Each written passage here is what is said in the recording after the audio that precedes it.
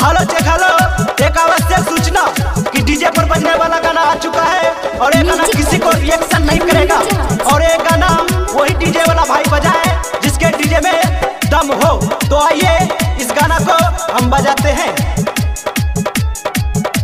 ये गाना तोर लाल जटा, music by Riya studio Khagaria. ये गाना तोर लाल हो जटा, होटल लिया के वट से हटा गए, होटल लिया के वट से हटा गए और डीजे वाला चुमा ले तो के सुता के। ये गाना तोर लाल हो जटा, ये गाना तोर लाल हो जटा, ये गाना तोर लाल हो जटा, ये गाना तोर लाल हो जटा।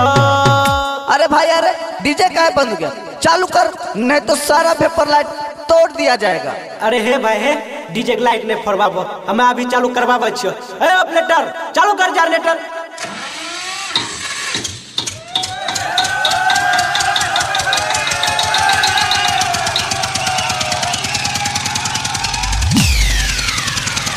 जा ई त पुता गई, तेल नइखे का रे?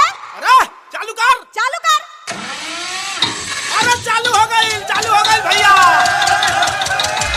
होटल लिया के वट से हटा गए और डीजे वाला चुमा ले तो के सुता के। ये गाल तोर लाल हो जता, ये गाल तोर लाल हो जता, ये गाल तोर लाल हो जता, ये गाल तोर लाल हो जता।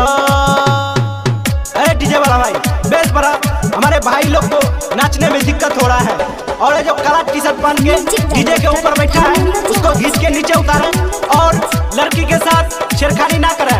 हम आपसे रिक्वेस्ट करते हैं।